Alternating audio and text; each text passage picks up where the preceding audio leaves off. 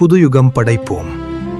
YouTube சேனலில் தவக்கால சிறப்பு நிகழ்ச்சிகள், திருமறை, இறையியல் சார்ந்த வேத விளக்கங்கள், தியானங்கள், சிந்தனையை தூண்டும் குறும்படங்கள், குருத்தோலை ஞாயிறு தொடங்கி உயிர்ப்பு ஞாயிறு வரை சிறப்பு நாட்களுக்கான அருளுரைகள் வழங்குபவர் பேரருள் திருமுனைவர் தா. சந்திரசேகரன், மேனாள் பேராயர், CSI திருச்சி, தஞ்சை திருமண்டலம்.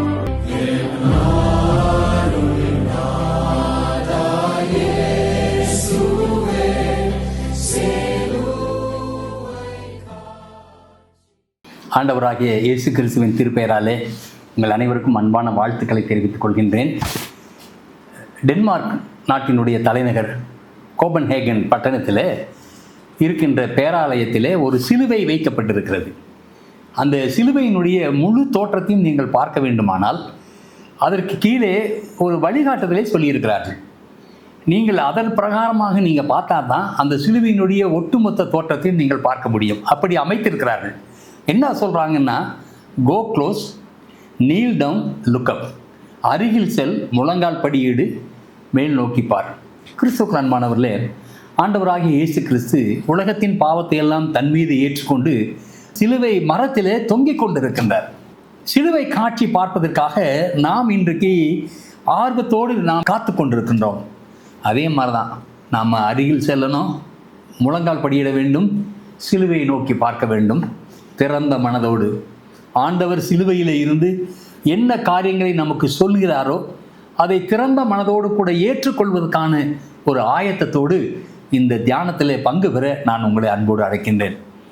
லூக்கா எழுதின நற்செய்தி நூல் 23ஆம் அதிகாரம் 32ஆம் வசனத்தில் இயேசுநாதர் சிலுவையிலே சொன்ன முதலாவது வார்த்தையாக லூக்கா குறிப்பிடுகிறார். பிதாவே இவர்களுக்கு மன்னியும், தாங்கள் செய்கிறது இன்னதென்று அறியாதிருக்கிறார்கள். கிறிஸ்துவுக்கு அன்பானவர்களே, பெரிய அறிஞர்கள், இறையியல் வல்லுநர்கள் எல்லாம் கிறிஸ்தவத்தின் சிறப்பை பறைசாற்றுகின்ற ஒரு வார்த்தையாக இது அமைந்திருக்கிறது என்று பொதுவாக சொல்வார்கள். இன்னும் சொல்லப்போனால் நம்முடைய தேச தந்தை காந்தி அவர்கள் இதை குறித்து பேசுகின்ற போது வானமும் பூமியும் இதுவரை அறியாத ஒரு விண்ணப்பத்தை இயேசுநாதர் சிலுவையிலே சொன்னார் என்று காந்தி அவர்கள் குறிப்பிடுகிறார்கள். அன்பானவர்களே, இந்த சிலுவையிலே இயேசுநாதர் மொழிந்த முதலாவது வார்த்தை மிக ஆழமான ஒரு வார்த்தை என்பதை நாம் மறந்து போய்விடக்கூடாது. இந்த லூக்கா நற்செய்தியாளர் தான் இதை குறிப்பிடுகிறார். ஆனால் லூக்கா நற்செய்தியாளரை பற்றி ஒரு சின்ன குறிப்பு சொல்கிறேன். அவர் சிரியா நாட்டை சேர்ந்த அந்தியோக்கா பட்டணத்தை சார்ந்த கிரேக்கர். அவர் ஒரு கிரேக்கர், அவர் ஒரு படித்தவர். பொதுவாக அவர் ஒரு மருத்துவர் என்றெல்லாம் சொல்கிறார்கள். எப்படி இருந்தாலும் அவர் ஒரு நல்ல படித்த அறிஞர். அவருடைய நற்செய்தியினுடைய நீங்கள் மூல மொழியாகிய கிரேக்கத்தில் வாசி பார்த்தீங்கன்னா நமக்கு ஆச்சரியமாக இருக்க வேண்டும் என்று சொன்னால் அப்படிப்பட்ட ஒரு மொழி நடையை அவர் பின்பற்றுகிறார். சிறப்பாக சொல்ல வேண்டுமானால், பிதாவே இவர்களுக்கு மன்னியும், தாங்கள் செய்கிறது இன்னதென்று அறியாதிருக்கிறார்கள் என்ற இந்த வார்த்தையை குறித்து பேசுகின்ற பொழுது மூல மொழியாகிய கிரேக்கத்தில் முற்று பெறாத ஒரு வினைச்சொல் பயன்படுத்தப்பட்டிருக்கிறது. அப்படின்னா என்ன சொல்ல வர்றேன்னா, இயேசுநாதர் சிலுவையிலே பிதாவே இவர்களுக்கு மன்னியும் என்று சொன்னார் என்று தமிழிலே நாம் மொழிபெயர்த்திருக்கிறோம். அப்படி அல்ல. மூல மொழியில் என்ன தெரியுமா சொல்லப்பட்டிருக்குது என்று சொன்னால், இவர்களுக்கு மன்னியும் என்று சொல்லிக்கொண்டே இருந்தார். இம்பர்ஃபெக்ட் டென்ஸ், முற்று பெறாத வினைச்சொல். கிறிஸ்துவுக்கு அன்பானவர்களே, சிலுவையில் இவர்களை மன்னியும் என்று ஆண்டவரிடத்தில் சொல்லிக்கொண்டே இருக்கிறார், ஆண்டவரிடத்தில் விண்ணப்பித்து கொண்டே இருக்கிறார் என்பதை நாம் மறந்து போய்விடக்கூடாது. யாருக்காக இவர் விண்ணப்பம் செய்கிறார் என்றால், தன்னுடைய சிலுவை மரணத்திற்கு காரணமானவர்களுக்காக இவர் விண்ணப்பத்தை செய்து கொண்டிருக்கின்றார். இந்த முதல் வார்த்தையில் 3 காரியங்களை மாத்திரம் நான் உங்களுக்கு சுட்டிக்காட்ட விரும்புகின்றேன். ஒன்று என்னவென்று சொன்னால், இயேசுநாதர் சிலுவையிலே அடைந்த துன்பங்கள். அந்த சிலுவை மரணம் என்பது கொடுமையான மரணம். சரீரத்தில் அத்தனை வேதனை, அத்தனை கஷ்டம். அப்படிப்பட்ட சூழ்நிலையிலே இருக்கின்ற ஒருவர் எப்படி இறைவேண்டல் செய்ய முடியும்? அவரே வேதனையோடு துடித்து கொண்டிருக்கிறார். எப்படி அவர் தன்னையை பார்த்து, தன்னுடைய தந்தையை பார்த்து இறைவேண்டல் செய்ய முடியுமா? முடியாது, கண்டிப்பாக முடியாது. ஏன் என்று சொன்னால் அந்த அளவுக்கு உடலிலே வேதனை. ஆனால் இப்படிப்பட்ட வேதனையான நேரத்திலும் கூட தந்தையோடு கூட பேசுகின்ற உறவுதான் இயேசுநாதனுடைய சிறந்த பண்பு என்று சொன்னால் மிகையாகாது. பாருங்க, சரீரத்தில் கஷ்டப்படுறவங்க, துன்புறுகிறவர்கள், வேதனைப்படுகிறவர்கள் இப்படியெல்லாம் கடவுளிடத்தில் மன்றாட மாட்டாங்க. பிறருக்காக என்ன செய்வாங்கன்னா தனக்காக வேண்டுதல் செய்வார்கள். இந்த கஷ்டத்தை நான் தாங்கிக் கொள்ளணும் என்று தனக்காக வேண்டுதல் செய்வார்கள். ஆனால் இயேசுநாதர் மற்றவர்களுக்காக இறை வேண்டுதல் செய்வது ரொம்ப வித்தியாசமாக இருக்கிறது. இங்கே ரோமர் ஆட்சிக்கு விரோதமாக மக்கபியர்கள் என்கின்ற ஒரு கூட்டத்தார் கலகம் செய்தார்கள். அப்பொழுது ரோம போர்ச்சேவர்கள் எல்லாம் இராணுவம் என்ன பண்ணாங்கன்னா, இந்த வாலிபர்கள் எல்லாம் பிடித்து சிலுவையிலே அறைந்து எருசலேம் நகரத்துக்கு போகின்ற பாதையிலே 2 பக்கமும் சிலுவையை நட்டி அவர்கள் துடிதுடிக்க சிலுவையிலே இருந்த காட்சியெல்லாம் மற்றவர்களுக்கு காண்பிச்சாங்க. ஆனால் அந்த சிலுவையிலே பாடுகளையும் வேதனையும் அனுபவித்தவங்க என்ன தெரியுமா செய்தாங்க? ரோமருடைய ஆட்சியை, அரசனை, போர்ச்சேவர்களை சபித்தார்கள், சாபமிட்டார்கள். நான் சொல்லல, யூத வரலாற்று ஆசிரியர் ஜோசிபஸ் சொல்றார். ஆனால் சிலுவையிலே இயேசுநாதர் அந்த துன்பமான ஒரு நேரத்திலேயும் அவர் இறை வேண்டுதல் செய்கிறதை நாம் பார்க்கிறோம். சுருக்கமாக சொல்ல வேண்டுமானால், இயேசுநாதர் தன்னுடைய திருப்பணி, தன்னுடைய வாழ்வு எல்லாவற்றிலும் தன் தந்தையோடு கூட இணைக்கப்பட்டிருந்தார். பாருங்க, சிலுவையிலே சொன்ன முதல் மொழியும் இறைவேண்டல் தான். கடவுளிடத்திலே அவர் பேசுகின்ற இறைவேண்டல் என்று நாம் பார்க்கிறோம். இந்த நேரத்தில் எத்தனை துன்பங்கள், வேதனைகள், பாடுகள், இவற்றுக்கு நடுவில் இயேசுநாதர் இறைவேண்டுதல் செய்வது என்பது எதை காட்டுகிறது என்று சொன்னால், இந்த உலகத்திலே பாடுகளையும் கஷ்டங்களையும் வேதனைகளையும் சகிப்பதற்கு ஒரே ஒரு வழி என்னவென்று சொன்னால் இறைவேண்டல் தான் என்பதை இயேசுநாதர் சிலுவையிலே காட்டுகிறதை நாம் பார்க்கிறோம். பிரியமானவர்களே, இந்த இறைவேண்டுதல் என்பது நம்முடைய வேதனைகளை எல்லாம் தீர்க்கின்ற ஒரு காரியம் என்பதை நாம் மறந்து போய்விடக்கூடாது. முதல் வசனத்தில் இயேசுநாதர் சிலுவையிலே இறைவேண்டுதல் செய்து எதை காட்டுகிறது என்று சொன்னால், வேதனைகளை எல்லாம் வென்றெடுக்கும் இறைவேண்டல் ஒன்று. இரண்டாவது பார்த்தீங்கன்னா, இயேசுநாதர் பிறருக்காக இறைவேண்டுதல் செய்கிறார். இறைவேண்டல்னாவே ஜெபம்னாலே அது பிறருக்காகத்தான். தன்னை துன்பப்படுத்தின மக்களுக்காக ஜெபிக்கிறார். இவர்களை யாரை மன்னிக்கணும்னு சொல்றார்? இவர்களை என்று சொன்னால் யூத மத தலைவர்களையா, அல்லது ரோமர் ஆட்சியாளர்களையா, அல்லது போர் சேவர்களையா, இராணுவத்தையா, யாருக்காக இந்த இறைவேண்டல்? எல்லாத்துக்காக தான் இந்த இறைவேண்டல் செய்கிறார். எல்லாருக்காகவும் இறைவேண்டல் செய்கின்ற ஒரு பெரிய பண்பை நீங்கள் இங்கே பார்க்கலாம். இந்த சிலுவையில் இருந்து கொண்டு இறைவேண்டுதல் என்று சொன்னாலே பிறருக்காக என்கின்ற ஒரு புதிய நியமத்தை இயேசுநாதர் காட்டுகிறதை பார்க்கிறோம். நான் பெங்களூர் ஐக்கிய இறையியல் கல்லூரியில் நான் கல்வி பயின்றேன். என்னுடைய பேராசிரியர் மறைந்த டாக்டர் கேசி ஆபிரகாம் அவர்கள் சொல்லுவார்கள். என்ன சொல்லுவாங்க தெரியுங்களா? நம்முடைய ஜெபமெல்லாம் எப்படி இருக்குன்னு கேட்டிங்கன்னா, ஷாப்பிங் லிஸ்ட்டு மாதிரி இருக்குது. அப்படின்னா என்ன? நம்ம ஒரு கடைக்கு போவோம், என்னென்ன வாங்கணும்னு சொல்லி நம்ம ஒரு லிஸ்ட் எடுத்துகிட்டு போகிறோம் இல்லைங்க, அந்த மாதிரி தான் நம்முடைய ஜெபம். நம்ம ஆண்டவர் இடத்துல ஜெபிக்கின்ற பொழுது, ஆண்டவரை எனக்கு இது வேணும் அது வேணும் என்று நம்முடைய தேவைகளுக்காகவே மன்றாடுகின்ற ஒரு சுயநலமான ஒரு இறை வேண்டுதலை தான் நாம் அறிந்திருக்கிறோம். ஆனால் இயேசுநாதர் இறை வேண்டுதல் என்று சொன்னால் பிறருக்காக. அன்புக்குரிய சகோதர சகோதரிகளே, நம்முடைய இறை வேண்டுதல் பிறருக்கான ஒரு முன்னுரிமையாக இருக்க வேண்டும் என்பதை இயேசுநாதர் சிலுவையிலே காட்டுகின்றார்.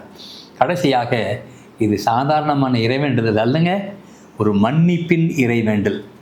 ஆண்டவர் முதலாம் வார்த்தையில் பிதாவே இவர்களுக்கு மன்னியும் என்று சொல்கிறார். யாருக்கு மன்னிக்க வேண்டும்? இவர்கள் செய்கின்ற தீமையை மன்னிக்கும்படி ஆண்டவர் கேட்கின்றார். இவர்களுக்கு மன்னியும், தாங்கள் செய்கிறது இன்னதென்று அறியாதிருக்கிறார்கள். இது இயேசுநாதர் சொல்கிற போது நீங்கள் கொஞ்சம் ஆழமாக நீங்கள் சிந்தித்து பார்த்தீங்கன்னா, மலைப்புழுவிலே சொல்லுவார். மத்தேயு நற்செய்தி 5ஆம் அதிகாரத்தில் மலை பிரசங்கத்தில் சொல்லுவார், உங்கள் சத்துருக்களை சிநேகியுங்கள், உங்களை சபிப்பவர்களை ஆசீர்வதியுங்கள், உங்களை பகைக்கிறவர்களுக்கு நன்மை செய்யுங்கள், உங்களை நிந்திக்கிறவர்களுக்காக ஜெபியுங்கள். இங்கே சிலுவையிலே வேதனை அடைகின்ற பொழுது நான் சொன்ன வார்த்தைகளை நினைவு கூறுகிறார். அவர் என்ன சொல்றாரு? தாங்கள் செய்தது இன்னதென்று அறியாதிருக்கிறார்கள். நான் தெரியாமல் கேட்குறேன், பிலாத்துவுக்கு தெரியாதா? இயேசுநாதர் குற்றமற்றவர் என்று பிலாத்துவுக்கு தெரியாதா? அறியாமலா செய்தார்? சரி, யூத மத தலைவர்களுக்கு தெரியாதா? ஒருவேளை இயேசுநாதர் தன்னை மெசியா என்று பல சந்தர்ப்பங்களிலே அவர் எடுத்து சொன்னாலும் அவர்கள் அதை ஏற்றுக்கொள்ளவில்லை. அது மாத்திரமல்ல, அப்பட்டமான பொறாமையினாலே இவரை சிலுவையிலே அறையும் என்று சொன்னார்கள் அல்லவா? என்ன தெரியாமையா செய்தாங்க? எங்க இயேசுநாதருடைய உடலை எல்லாம் உழுத நிலம் போல் ஆக்கின போர் சேவர்களுக்கு தெரியாதா? ஒன்றும் தெரியாத அப்பாவி நீதிமான் ஒருவரை இப்படி துன்புறுத்துகிறோமே என்று சொல்லி அவர்களுக்கு தெரியாதா? யாருக்கு தெரியாமல் இது நடந்தது? அறியாது தாங்கள் செய்கிறது இன்னதென்று அறியாதிருக்கிறார்கள் என்று இயேசுநாதர் சொல்கிறதை பார்க்கிறோம். அன்புக்குரியவர்களே, நீங்கள் எந்த கோணத்தில் பார்த்தாலும், எந்த நிலையிலே இருந்து இதை நீங்கள் பேசினாலும், இயேசுநாதருடைய ஒரே ஒரு மனதில் இருக்கிறதெல்லாம், இவர்கள் தெரியாமல் செய்கிறார்கள், இவர்களை மன்னியுங்கள் என்று சொல்கிறார். கிறிஸ்துக்கள் அன்பானவர்களே, தன்னை துன்பப்படுத்தின மக்களுக்காக இவர்களை மன்னியும் என்று சொல்வது மிகப்பெரிய ஒரு இரக்கம், கருணை நிறைந்த ஒரு இறைவேண்டுதல் என்று சொன்னால் அது மிகையாகாது. எங்களுடைய ஐக்கிய இறையியல் கல்லூரியினுடைய முன்னாள் முதல்வர் மறைந்த டாக்டர் ஞானா ராபின்சன் அவர்கள் சொல்வார்கள், மன்னிப்பு தான் கிறிஸ்தவ வாழ்க்கையினுடைய ஆணிவேர் என்று சொல்வார்கள். அது ஆணிவேர் மாத்திரமல்ல, கிறிஸ்தவ அந்நியோன்னத்தின் அடிப்படையே மன்னிப்பு என்று சொல்வார்கள். அன்புக்குரியவர்களே, இவர்களுக்கு மன்னியும், தாங்கள் செய்கிறது இன்னதென்று தெரியாமல் செய்கிறார்கள் என்று தன் தந்தையினிடத்தில் வேண்டுதல் செய்கிறதை நாம் பார்க்கிறோம். இயேசுவின் மன்னிப்பின் போதனையை நம்முடைய வாழ்க்கையிலே நம்ம கடைபிடிக்கலாம். நமக்கு விரோதமாக யாராவது எது செய்தாலும், நம்மை நிந்தித்தாலும், அவதூறு பேசினாலும், தீமை செய்தாலும், இப்போல்லாம் நீங்கள் பார்த்தீங்கன்னா சமூக வலைத்தளங்கள் ரொம்ப பிரமாண்டமாக இருக்குது. உங்களுக்கு தெரியும், நீங்கள் சமூக வலைத்தளங்களில் முக்கால்வாசி அவதூறு தான் பேசுகிறாங்க. யாரை குறித்தாவது அவதூறு பண்ணணும்னா உடனே சமூக வலைத்தளங்களில் என்ன வேணாலும் பேசலாம். இப்படி ஒரு மோசமான நிலைமையிலே உலகம் சென்று கொண்டிருக்கின்ற பொழுது, இயேசுநாதர் சிலுவையிலே கற்றுக் கொடுத்த மன்னிப்பு என்கின்ற மிக முக்கியமான பண்பினை நம்ம கைவிற்றக்கூடாது. நாம் பிறருக்கு மன்னிக்கின்ற மனதுள்ள மக்களாக வாழ வேண்டும். ஏன் அப்படின்னு கேட்டிங்கன்னா, மன்னிப்பது தெய்வீக பண்பு என்று நாம் திருமறையிலே நாம் வாசிக்கின்றோம். கிறிஸ்துக்குள் அன்பானவர்களே, பழி வாங்குகிற எண்ணம், தீமை செய்கின்ற எண்ணங்கள், பிறருக்கு விரோதமாக தொடர்ந்து துணிகரமாக பேசுகின்ற எழுதுகின்ற எண்ணங்கள் எல்லாம் நடந்து கொண்டு தான் இருக்கிறது. ஆனால் அவர்கள் செய்வதற்கு எதிர்வினையாற்றினால் என்ன ஆகும்? உலகமே குழப்பத்தில் தான் போய் முடியும். ஆனால் ஆண்டவர் சொல்கின்றார், பிறரை மன்னிக்கின்ற மனமுள்ள மக்களாக வாழ இந்த முதலாவது சிலுவை வார்த்தை நம்மை அழைக்கின்றது. கிறிஸ்துவுக்குள் அன்பானவர்களே, இந்த முதலாவது இயேசுநாதர் சொன்ன வார்த்தையில் இந்த உலகத்தில் துன்பங்களை எல்லாம் வென்றிடுவதற்கு இறைவேண்டல். இறைவேண்டல் என்று சொன்னால் அது பிறருக்காக, எல்லாவற்றுக்கும் மேலாக மன்னிக்கின்ற ஒரு மனதோடு இந்த உலகத்தில் வாழ ஆண்டவர் நம்மை அழைக்கின்றார். ஒரே ஒரு சம்பவத்தை சொல்லி நான் முடிக்கிறேன். ஒரு செவ்விந்தியன் ஒருவன் தன்னுடைய பிள்ளைகளுக்காக, தன்னுடைய குடும்பத்திற்காக ஜாமானை வாங்கிட்டு போகிறதுக்கு நகரத்துக்கு வந்தான். ஜாமானெல்லாம் வாங்கிட்டான். இந்த குழந்தைகள்லாம் நிறைய அவங்க வீட்டில், செவ்விந்தியர்கள் வீட்டில் நிறைய குழந்தைங்க இருக்கும். இந்த குழந்தைகளெல்லாம் தின்பண்டம் வாங்கிட்டு வர சொல்லிச்சுன்னு சொல்லி தின்பண்டமெல்லாம் வாங்கி பையில் வச்சுக்கிட்டு இவன் வேகமாக திரும்பி போய்கொண்டு திடீர்னு மழை வந்துடுச்சு. என்ன செய்வான் இவன்? சரி, கையில் பையிலே பொருட்களெல்லாம் இருக்குது, அது நனைஞ்சிடுமே. ஆகினாலே பக்கத்தில் இருந்த வீட்டில் இருக்கின்ற முற்றத்தில் அங்கே முன்னாடி இருந்த போர்ட்டிக்கோவில் போய் மழைக்கு ஒதுங்கி நின்றார்.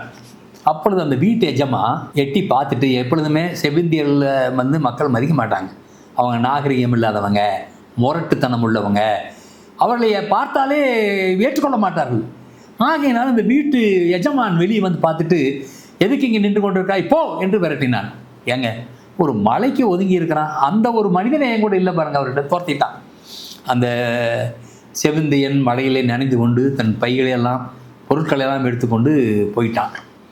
இது முடிஞ்சு சில நாட்கள் கழித்து இந்த வீட்டு எஜமான் ஒரு வேலையாக புறப்பட்டு செவ்விந்தியர்கள் இருக்கக்கூடிய கிராமத்துக்கு போயிட்டு எங்கேயோ வழியை விட்டுட்டார். தேடி தேடி தேடி அலைஞ்சு நேரமாயிடுச்சு, மாலை பொழுது ஆகிப்போச்சு. என்ன செய்வது என்று தெரியவில்லை. அங்கே இருந்த ஒரு செவ்விந்தியருடைய கிராமத்துக்கு சென்று விட்டார். அவங்க சொன்னாங்க, இனி ஒன்றும் பண்ண முடியாது, நீங்கள் இரவில் இங்கே தங்குங்க, காலையில் உங்களுக்கு சரியான பாதையை காட்டி உங்களை அனுப்புகிறோம் என்று சொன்னார்கள். ஆகினால இவர் ஒரு செவ்விந்தியனுடைய குடிசையிலே தங்கிவிட்டார். பெரிய வெளிச்சமெல்லாம் ஒன்றும் கிடையாது, மிக மங்கலான ஒரு வெளிச்சம். அந்த மங்கலான வெளிச்சத்தில் இரவு உணவு அருந்த போகின்ற பொழுது தான் அவர் முகத்தை பார்த்துட்டு அப்படி ஷாக் ஆகிட்டார். ஏன்னு கேட்டிங்கன்னா, ஒரு நாள் தன்னுடைய வீட்டிலே மலைக்கு ஒதுங்கின ஒரு துரத்தி விட்டார்லங்க, அவர் தான் இவர். அப்படின்னு பயம் பிடிச்சிருச்சு. ஐயோ, இவன் இரவிலே நம்மளை என்ன செய்வான்னு தெரியாதே என்று ராத்திரியெல்லாம் இவருக்கு தூக்கம் வரவே இல்லை. எப்படா வெடியும் என்று காத்து கொண்டிருந்தார். வெடிஞ்ச உடனே இந்த செவ்விந்தியன் அவரை அழைத்து கொண்டு வழியை காட்டுவதற்காக பாதி தூரம் வழிகாட்டினான். அப்போ இவர் சொன்னார், இந்த வீட்டஜமான் சொன்னார், ஐயா என்னை மன்னித்து கொள்ளுங்கள், ஒரு நாள் எங்கள் வீட்டில் மழைக்கு நீங்கள் ஒதுங்கி இருந்தீங்க, நான் தெரியாமல் அந்த மழையிலே உங்களை நான் விரட்டி அடித்து விட்டேன், என்னை மன்னித்து கொள்ளுங்கள் என்று சொன்னாராம். செவ்விந்தியன் என்ன சொன்னான் தெரியுங்களா? நான் அன்றைக்கே நான் அதை மறந்து விட்டேன், மன்னித்து விட்டேன் என்று சொல்லலாம். கிறிஸ்துவுக்குள் அன்பானவர்களே, மன்னிப்பதும் மறப்பதும் தெய்வீக பண்பு என்பதை சிலுவையிலே பாடுகளை அனுபவித்துக் கொண்டிருந்த இயேசுநாதர் நமக்கு கற்றுக் கொடுக்கின்றார். இயேசுநாதருடைய மன்னிப்பின் மனதை, இயேசுநாதருடைய மன்னிப்பின் குணத்தை, பண்பை நாம் ஏற்றுக்கொள்ள ஆயத்தமா? தந்தை, மைந்தன், தூய ஆவியின் திருப்பெயராலே ஆமென்.